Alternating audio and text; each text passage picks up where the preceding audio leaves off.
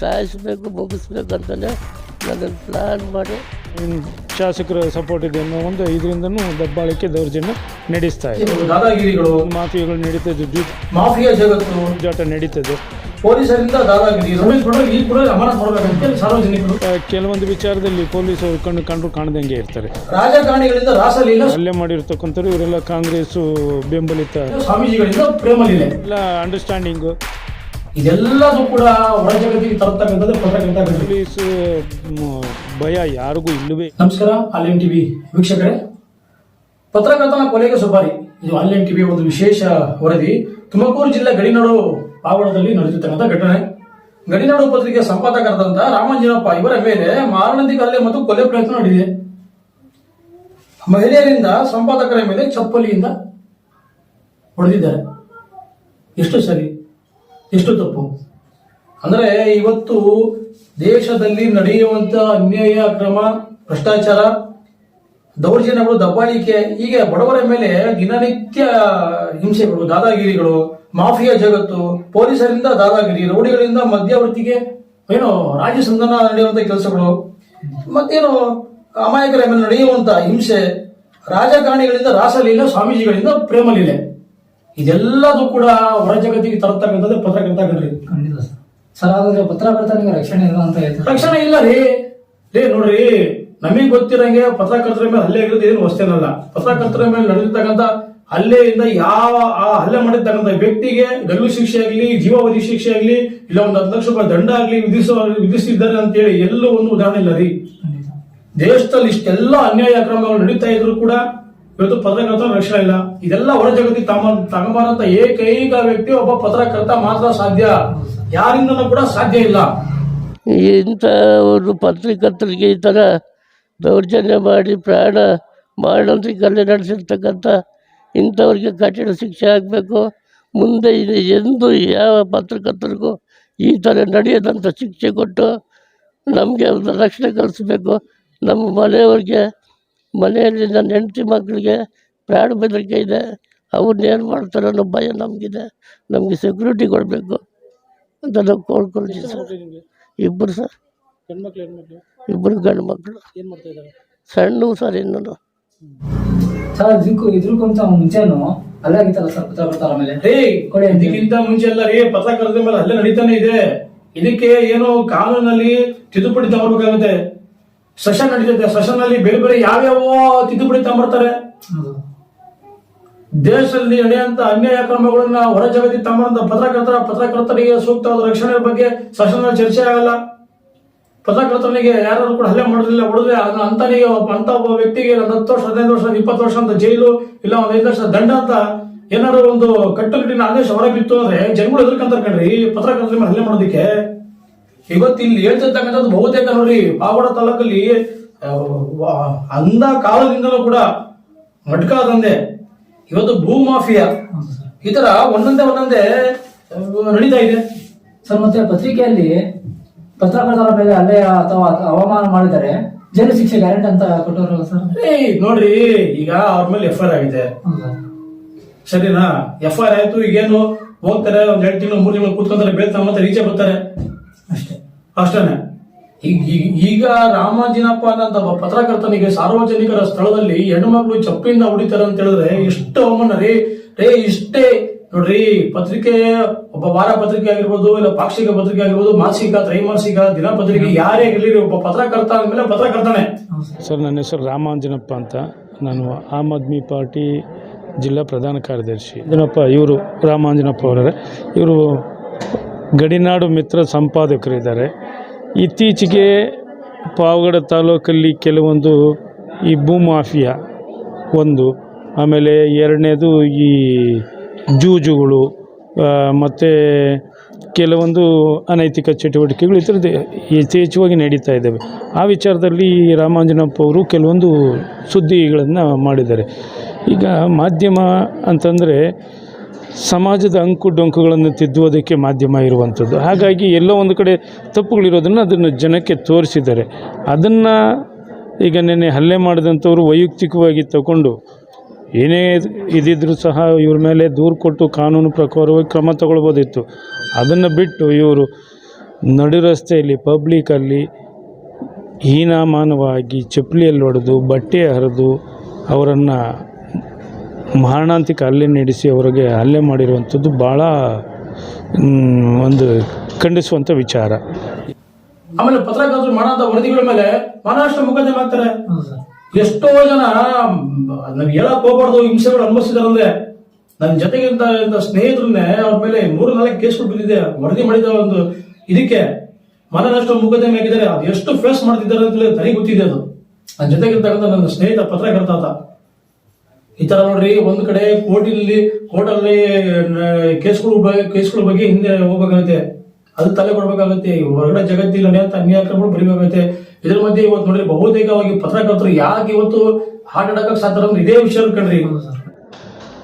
ಪ್ಲ್ಯಾನಿಂದ ಮಾಡಿದ್ದಾರೆ ಅನ್ನಿಸ್ತದೆ. ಈ ಘಟನೆ ಬಂದಾಗ ನೋಡಿ, ಗಂಡಸರು ಕೇಸ್ ಆಗುತ್ತೆ ಅಂತ ಗಂಡಸರು ಅಷ್ಟು ಜನ ನಿಂತಿದ್ದರೂ ಸಹ ಒಬ್ಬರು ಅದನ್ನು ಬಿಡಿಸುವಂಥ ಗೋಜಿಗೆ ಹೋಗಲ್ಲ, ಅದನ್ನು ಬಿಡಿಸೋಕ್ಕೂ ಹೋಗಲ್ಲ, ಯಾರು ಬುದ್ಧಿನೂ ಹೇಳೋಕ್ಕೆ ಹೋಗಲ್ಲ. ಬರೀ ಎಲ್ಲ ಮೂಕ ಪ್ರೇಕ್ಷಕರಾಗಿ ಫಿಲಿಮ್ ನೋಡೋ ಥರ ನೋಡ್ತಾ ಇದ್ದಾರೆ.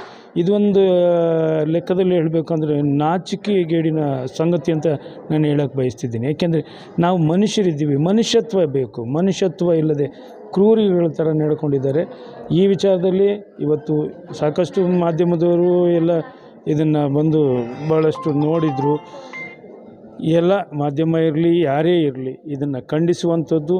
ಇಂಥ ಘಟನೆಗಳು ಮತ್ತೆ ಮರುಕಳಿಸದಿದ್ದಂಗೆ ಆ ತಪ್ಪಿತಸ್ಥರಿಗೆ ಶಿಕ್ಷೆ ಆಗಬೇಕು ಅಂತ ನಾನು ಒತ್ತಾಯ ಮಾಡ್ತೀನಿ. ತುಂಬಾ ಕಷ್ಟ ಇದೆ ಪತ್ರಕರ್ತರ ಜೀವನ. ಅಂದ್ಮೇಲೆ ರಾಮಂಜಿನಪ್ಪ ಈತ ಗಡಿನಾಡು ಪತ್ರಿಕಾ ಸಂಪಾದಕ ಅಂದ್ರೆ ಗ್ರಾಮೀಣ ಭಾಗದ ಪತ್ರಕರ್ತ ಈತ. ಈ ಹಿಂದೆನೂ ಕೂಡ ಅವ್ರ ಮೇಲೆ ಹಲ್ಲೆ ಆಗಿತ್ತು ಅಂತೇಳಿ ಕೇಳ್ಕೊಳ್ತಾ ಇದೆ. ಅವ್ರು ಮಾತಾಡಿದ್ದಾರೆ, ರಾಮಂಜಿನಪ್ಪ ಆನ್ಲೈನ್ ವಿಷಯ ಮಾತಾಡಿದ್ದಾರೆ, ಮತ್ತೆ ಇನ್ನೊಬ್ರು ಆಮ್ ಆದ್ಮಿ ಪಕ್ಷದ ಪ್ರಧಾನ ಕಾರ್ಯದರ್ಶಿ ಮಾತಾಡಿದ್ದಾರೆ, ಇನ್ನೊಬ್ರು ಪತ್ರಕರ್ತರು ಕೂಡ ಮಾತಾಡಿದ್ದಾರೆ, ಎಲ್ಲರೂ ಕೂಡ ಮಾತಾಡಿದ್ದಾರೆ. ಆದ್ರೆ ಇದು ಮಾತ್ರ ಭಾರಿ ಪತ್ರಕರ್ತರಿಗೆ ಆಗಿರ್ತಕ್ಕಂಥ ಪತ್ರಕರ್ತರ ಮೇಲೆ ನಡೆದಿರ್ತಕ್ಕಂಥ ಇದು ಒಂಥರ ಭಾರಿ ದೌರ್ಜನ್ಯ ರೀ. ಇಷ್ಟಕ್ಕೆ ಲೂಸ್ ಆಗಿಬಿಟ್ರೆ ಹಾದಿ ಬೀದಿಯಲ್ಲಿ ಪತ್ರಕರ್ತರನ್ನು ತಿರುಗಾಡಕ್ ಬಿಡಲ್ಲ. ಇದೊಂದು ಏನ್ ಗೊತ್ತಾ, ಹೆಣ್ಮಕ್ಳು ಚಪ್ಪಲಿ ಹೊಡೆದಿರೋದಲ್ಲ, ಇದೇ ತರ ಪತ್ರಕರ್ತರನ್ನ ಈ ಸಾರ್ವಜನಿಕರ ಸ್ಥಳದಲ್ಲಿ ಹೀನಾಮಾನ ಹೊಡೆದ್ಬಿಟ್ರೆ ಮೂರ್ಖಸಿ ಮೆರೆದಿರಲ್ಲ. ದೇಶದಲ್ಲಿ ನಡೆಯುವಂತ ಅನ್ಯಾಯ, ಅಕ್ರಮಗಳು, ಭ್ರಷ್ಟಾಚಾರಗಳು ಹೊರತರೋದಕ್ಕೆ ಎದುರುಗಂತಾರೆ ಪತ್ರಕರ್ತರು. ಸರ್, ಇದು ಮೊದಲನೇ ಸತಿ ಆಗಿರಲ್ಲ ಸರ್, ಮುಂಚೆನೂ ಆಗಿತ್ತು. ಇನ್ನೊರ್ಗು ಏನು ರೆಸ್ಪಾನ್ಸ್ ಆಗಲ್ಲ. ನಾನು ಹೇಳಿಲ್ಲ ನೋಡ್ರಿ, ಆಗಲ್ಲ. ನಮ್ಮಲ್ಲಿ ವ್ಯವಸ್ಥೆ ಹಂಗಿಲ್ಲ. ಏನ್ ಮಾಡೋಣ? ಪತ್ರಕರ್ತರು ನೋಡಿದಂತ ಟೌನ್ ಅಲ್ಲ ನಾವು ಮಾನವ ಸರಪಳಿ ಹಾಕ್ಬಿಟ್ಟು ಆ ಕಡೆ ಈ ಕಡೆ ಎಲ್ಲ ಕಡೆ ಟ್ರಾಫಿಕ್ ಜಾಮ್ ಮಾಡೋದು, ಅರ್ಧ ಗಂಟೆ ಕತೆ ಮುಗೀತು. ಹಣೆ ಬರ. ಅವ್ರ ರಾಮಜಪ್ಪ ಹೇಳ್ತಿದ್ರು, ಅವರು ಕುಟುಂಬಕ್ಕೂ ಕೂಡ ಬೆದರಿಕೆ ಆಗಿದಾರಂತೆ. ಈಗ ಅಲ್ಲಿ ಹೇಳ್ತಿರೋ ದಿನಪ್ಪರೇ ಶಾಸಕರಿದಾರಲ್ಲ, ಅವರು ಚೇಲ ಬಾಲಗಳು ಈ ತರ ಮೇಲೆ ಹಲ್ಲೆ ಮಾಡಿಸಿರ್ತಕ್ಕಂಥ ಕೇಳಬಂದಿರ್ತಕ್ಕಂಥ ಗಂಭೀರವಾದ ಆರೋಪ. ಪಾವಗಡ ತಾಲೂಕಲ್ಲಿ ಮಾಫಿಯಾದಿಂದ ಜಾಸ್ತಿ ಆಗಿದೆ ಅಂತ ಖಂಡಿತ ನಿಷ್ಕ್ರಿಯರಾಗಿದ್ದಾರೆ. ಎಸ್ ಸರ್, ಖಂಡಿತ. ಕೆಲವೊಂದು ವಿಚಾರದಲ್ಲಿ ಪೊಲೀಸವರು ಕಂಡ್ರು ಕಾಣದಂಗೆ ಇರ್ತಾರೆ. ಕೆಲವೊಂದು ದೂರುಗಳು ಕೊಟ್ಟರು ನೆಪ ಮಾತ್ರಕ್ಕೆ ತಗೊಳ್ತಾರೆ, ಯಾವುದು ಸ್ಟೆಪ್ ತಗೊಳ್ಳಲ್ಲ. ಎಸ್ ಸರ್, ಹೌದು, ಖಂಡಿತ. ಪೊಲೀಸರು ಏನಾದರೂ ಇಂಥದ್ರ ಬಗ್ಗೆ, ಇಂಥ ಒಂದು ಮಾಫಿಯಾಗಳ ಬಗ್ಗೆ ಪೊಲೀಸರು ಗಮನ ಹರಿಸೋದ್ರಲ್ಲಿ ವಿಫಲರಾಗಿದ್ದಾರೆ. ಎಸ್ ಸರ್, ವಿಫಲರಾಗಿದ್ದಾರೆ. ಉದ್ದೇಶ ಎಲ್ಲ ಸರ್, ಎಲ್ಲ ಅಂಡರ್ಸ್ಟ್ಯಾಂಡಿಂಗು. ಲೈಕ್ ನಾನು ಹೇಳ್ತಿದ್ದೀನಿ, ಕೆಲವೊಂದು ಮಾಫಿಯಾಗಳು ನಡೀತದೆ, ಜೂಜಾಟ ನಡೀತದೆ. ರೈಡ್ ಮಾಡ್ತಾರೆ ಅಂದರೆ ಫಸ್ಟೇ ಅವ್ರಿಗೆ ಗೊತ್ತಾಗ್ತದೆ. ಇವರು ಬರೋದನ್ನು ನಿಲ್ಲಿಸ್ತಾರೆ, ಮಾರನೇ ದಿನಕ್ಕೆ ಯಥ ಪ್ರಕಾರ ನಡೆಸ್ತಾ ಇರ್ತಾರೆ. ಜನರಲ್ ಒಂದು ಎಕ್ಸಾಂಪಲ್ ಕೊಟ್ಟಿದ್ದು ಈ ಥರ ಆಗಿದೆ. ಅಲ್ಲಿದು ಪೊಲೀಸ್ ಭಯ ಯಾರಿಗೂ ಇಲ್ಲವೇ ಇಲ್ಲ. ಆಮೇಲೆ ಸ್ಥಳೀಯವಾಗಿ ಒಂದಿಷ್ಟು ಈಗಿರ್ತಕ್ಕಂಥ ಒಂದು ಈ ಮುಖಂಡರು ನಿನ್ನೆ ಹಲ್ಲೆ ಮಾಡಿರ್ತಕ್ಕಂಥವ್ರು ಇವರೆಲ್ಲ ಕಾಂಗ್ರೆಸ್ಸು ಬೆಂಬಲಿತ ವ್ಯಕ್ತಿಗಳು, ಪ್ರಭಾವಿಗಳಿದ್ದಾರೆ. ಇದನ್ನು ಅವ್ರಿಗೆ ಎಲ್ಲರೂ ಶಾಸಕರ ಸಪೋರ್ಟ್ ಇದೆ ಅನ್ನೋ ಒಂದು ಇದರಿಂದನೂ ದಬ್ಬಾಳಿಕೆ, ದೌರ್ಜನ್ಯ ನಡೆಸ್ತಾ ಇದ್ದಾರೆ. ಇದರಿಂದ ಪತ್ರಕರ್ತರ ಶಕ್ತಿಗಳನ್ನ ಕುಸಿಯೋದಕ್ಕೆ ಪ್ರಯತ್ನ ಪಡ್ತಾ ಇದ್ದಾರೆ. ಈ ತರ ಏನು 4 ಜನ ಪತ್ರಕರ್ತರಿಗೆ ಹೊಡೆದ್ಬಿಟ್ರೆ ಯಾರು ಕೂಡ ಬಿಗ್ಗೆಗಿರೋ ಸುದ್ದಿ ಮಾಡಲ್ಲ. ಯಾಕೆ ಗೊತ್ತಾ? ನಮ್ಗೆ ಯಾಕೆ ಬೇಕಪ್ಪ? ಅಯ್ಯೋ, ದೇಶನ ಹಾಳಾಗೋಗ್ತೈತೆ. ರಾಜಕಾರಣಿಗಳ ಮನೆ ಹಾಳು ಮಾಡ್ಕೊಂಡು ತಿಂತವ್ರೆ, ಕೋಟಿಗಟ್ಲೆ ಅಧಿಕಾರಿಗಳು ತಿಂತಾರೆ, ಎಲ್ಲ ತಿಂತಾರೆ. ನಮ್ಗೆ ಯಾಕೆ ಬೇಕ್ರಿ ದೇಶದ ಹಣದ ಭ್ರಷ್ಟಾಚಾರ? ನಾವ್ಯಾಕೆ ಹೊರ ಜಗತ್ತಿಗೆ ತಮ್ಮನ್ನು ತೋರಿಸ್ಕೊಂಡು ನಾವು ಅದೇ ತಿನ್ಕೊಂಡು ನಮ್ಮ ಹೆಂಡತಿ ಮಕ್ಳಿಗೆ ತಮ್ಮನ್ನು ಬೀದಿ ನಿಲ್ಸ್ಬೇಕು ಅಂತೇಳಿ ಆ ತರ ಮನ್ಸು ಮಾಡ್ಬಿಟ್ರೆ ಪ್ರಸ್ತುತ ಏನೋ ಪತ್ರಕರ್ತರುಗಳು ಅದನ್ನ ಅವ್ರ ಅಟ್ಟಹಾಸ ಆಗ್ಬಿಡುತ್ತೆ. ಅದನ್ನ ಮಟ್ಟ ಆಗೋದಕ್ಕಾಗಲ್ಲ ರೀ.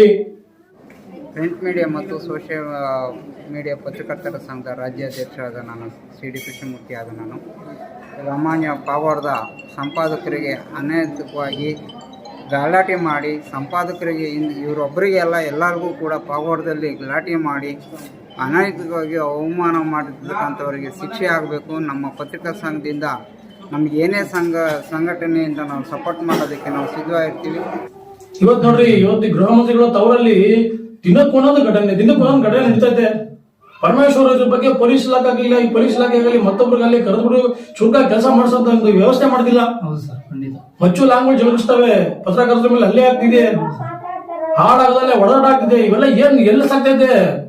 ತುಮಕೂರಲ್ಲಿ ಇವತ್ತು ಏನು ಗೃಹ ಮಂತ್ರಿಗಳ ತವರು ದಿನಕ್ಕೂ ಕೂಡ ಈ ಕ್ರೈಮ್ ಅನ್ನ ಒಂದು ಜಗತ್ತಿನಲ್ಲಿ ಸಡಲಿಗೆ ಆಗ್ತಿದೆ, ಬಿಗಿ ಇಲ್ಲ. ನಿಜಕ್ಕೂ ಕೂಡ ಅದು ಭಾರಿ ದುರಂತ. ಈ ಒಂದು ವಿಚಾರಕ್ಕೆ ಸಂಬಂಧಿಸಿದಂತೆ ಜಿಲ್ಲಾ ಆಡಳಿತ ಆಗಿರ್ಬೋದು, ಈಗಾಗಲೇ ಬಂಧಿಸಿದ್ದಾರೆ ಬಿಡ್ರಿ, ಆ ವಿಷಯ ಬೇರೆ. ಮುಂದಕ್ಕೆ ಇದರ ನಡಿ ಕೂಡ್ದು ಎಲ್ಲಾ ಪತ್ರಕರ್ತರು ಒಗ್ಗಟ್ಟನ್ನು ಪ್ರದರ್ಶನ ತೋರಿಸ್ಕೊಂಡು ನಮ್ಮಲ್ಲಿ ಆಗ್ತಿರ್ತಕ್ಕಂಥ ಅನ್ಯಾಯ ಅಕ್ರಮದ ಬಗ್ಗೆ ಏನು ನಾವು ಹೋರಾಟ ಮಾಡಲಿಲ್ಲ ಅಂದ್ರೆ ಮುಂದಕ್ಕೆ ಇವತ್ತು ಚಪ್ಪೇರು ಹೊಡೆದಾರೆ, ನಾಳೆ ಹಾಡಗಲಲ್ಲೇ ಮಚ್ಚುತ್ತ ಕಡದಾಕರು ಯಾವನು ಕೇಳಂತ ಯಾವ ಒಬ್ಬ ಮೀಸೆ ಹೊತ್ತಂತ ಇಲ್ಲ, ಅಧಿಕಾರಿ ರಾಜಕಾರಣಿ ಯಾರು ಬರಲ್ಲ ರೀ. ಸಾಯಿಸ್ಬೇಕು ಮುಗಿಸ್ಬೇಕಂತಾನೆ ನನ್ನನ್ನು ಪ್ಲಾನ್ ಮಾಡಿ ಕೊಲೆ ಅಂತ ನಡೆದಿದೆ ಸರ್, ಮಾನವಂತಿಕ ಕೊಲೆ ನಡೆದಿದೆ. ಇದು ನಮ್ಮ ಇಡೀ ಕರ್ನಾಟಕ ಪತ್ರಕರ್ತರಿಗೆ ಯಾರಿಗೂ ಈ ಥರ ಮಾಡಿದಂಥ ಅನ್ಯಾಯ ನಡೆದಿದೆ. ಆ ಕೋತಿ ಕುಣಿತ ನೋಡಿದ್ರೆ ಗೊತ್ತಾ, ಕೋತಿ ಕುಣಿತ ಅಕ್ಕಪಕ್ಕದಲ್ಲಿ ಎಲ್ಲ ಕೂತ್ಕೊಂಡು ನೋಡ್ತಾರೆ, ಮಜಾ ತಗೊಂತಾರೆ. ಇದು ಅಷ್ಟೇ ಆಗಿರೋದು. ಆತನಿಗೆ ಹೀನಾಯಮಾನವಾಗಿ ಒಂದು 7 ರಿಂದ 8 ನಿಮಿಷ ನಿರಂತರ ಹೊಡೆದಾರೆ, ಬಟ್ಟೆ ಬಿಚ್ಚಾಕ್ ಹೊಡೆದಾರೆ.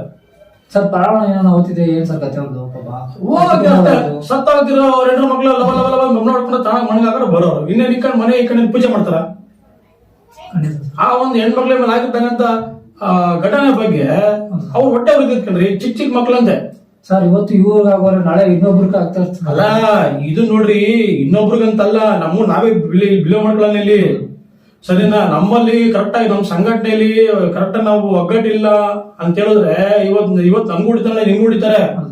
ಪತ್ರಕರ್ತರು ಸ್ಟ್ರಾಂಗ್ ಆಗಿದ್ರೆ ಮುಟ್ಟೋದಕ್ಕೆ ಇದ್ಕಂತಾರೆ, ಬೇಡಪ್ಪ ಕಾನೂನು ಬಿಗಿಯಾಗಿದೆ, ಅವ್ರಿಗೆಲ್ಲ ಪೊಲೀಸ್ ಇಲಾಖೆ ಮತ್ತೆ ಸಂಬಂಧಪಟ್ಟಂತ ಇಲಾಖೆಗಳು ಜಿಲ್ಲಾಡಳಿತ ಅವರಿಗೆ ಬಿಗಿಯಾಗಿದ್ದಾರೆ, ಅವ್ರನ್ನ ಕ್ರಮ ತಗೊಂತಾರೆ ಅಂತೇಳಿ ಜನಗಳು ಮುಟ್ಟೋದಕ್ಕೆ ಎದುರ್ಕಂತಾರೆ. ಆ ಭಯ ಬರೋಂತ ಕೆಲಸ ನಾವು ಕಾನೂನು ಮುಖಾಂತರ ಮಾಡೋಕ್ಕಾಗುತ್ತೆ. ಕಾನೂನು ಇದೆ, ಕಾನೂನು ಚೌಕ ಬಿಟ್ಟು ಯಾರು ನಾವು ಹೋಗಂಗಿಲ್ಲ, ಕಾನೂನಿಂದ ದೊಡ್ಡವ್ರು ಯಾರು ಇಲ್ಲ. ಎಲ್ಲಿ ಪೊಲೀಸ್ನವ್ರು ಬರಲೇ ಇಲ್ವಲ್ಲ, ಫೋನ್ 112 ಫೋನ್ ಮಾಡಿದ್ರು ಇಲ್ಲ, ಪೊಲೀಸ್ನವ್ರು ಇಲ್ಲ. ಪೊಲೀಸ್ ಸ್ಟೇಷನ್ಗೆ ಒಂದು 50-60 ಮೀಟರ್ ಅಷ್ಟೇ ಹತ್ರ. ಮುಖ್ಯವಾಗಿ ಸಬ್ ಇನ್ಸ್ಪೆಕ್ಟರ್ ಅವ್ರ ಕಡೆಗೆ ಸಪೋರ್ಟ್ ಮಾಡಿದ್ದಾನೆ, ಪತ್ರಕರ್ತರು ಮಾಡಿಲ್ಲ ಅಂತ ಹೇಳಿ ಕೇಳಿಕೊಡ್ತಿರ್ತಕ್ಕಂಥ ಬಹುತೇಕ ಮಾತಿದು. ಹೀಗಾಗ್ಬಿಟ್ಟು ಏನಾಗುತ್ತೆ ಅಂದ್ರೆ ಸಬ್ ಇನ್ಸ್ಪೆಕ್ಟರ್ ಈಗ ಕೂಡ ಅಮಾನತ್ ಮಾಡ್ಬೇಕಂತ ಹೇಳಿ ಸಾರ್ವಜನಿಕರದ್ದು ಕೂಡ ಒತ್ತಾಯ ಇದೆ. ಮುಂದಕ್ಕೆ ಏನ್ ಮಾಡ್ತಾರೆ ನೋಡೋಣ. ಆನ್ಲೈನ್ ಟಿವಿ, ಇದು ನೈಜ ವರದಿಗಳು ಬಂಡಾರ.